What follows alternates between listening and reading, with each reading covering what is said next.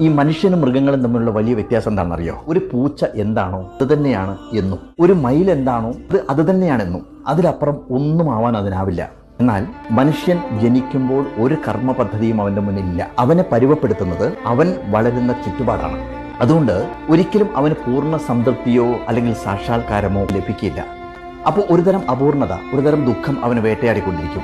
Magic രംഗത്ത് പൂർണ്ണമായി സമർപ്പിച്ച് ജീവിച്ച കാലത്ത് ഞാനും അത് അനുഭവിച്ചതാണ്. എന്നാൽ ഇന്ന് ആ ഇരുട്ടിൽ നിന്നും ഞാൻ പുറത്തു കടന്നു. സത്യം, ജീവിക്കുന്നതിന് ഒരു അർത്ഥമുണ്ട് എന്നൊരു തോന്നല്.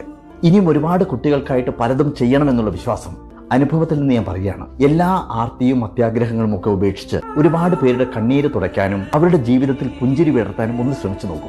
വല്ലാത്ത രസമാണ് ജീവിതം. ഗുർജീഫ് പറഞ്ഞതുപോലെ നമ്മൾ ഇന്നലെ എന്തായിരുന്നുവോ അത് ഇന്നും തുടരുകയാണെങ്കിൽ അതിനർത്ഥം നമ്മൾ ഇന്നിനെ നഷ്ടപ്പെടുത്തി എന്നതാണ്. ചില തിരിച്ചറിവുകൾ നമ്മെ ഇന്നലേക്കപ്പുറം പോകാൻ പഠിപ്പിക്കുന്നു. അന്ന് ഗുർജീഫ് പറഞ്ഞതിന്റെ അർത്ഥം എന്താണ് എന്ന് ഇന്ന് ഞാൻ തിരിച്ചറിയുന്നു. നന്ദി, നമസ്കാരം.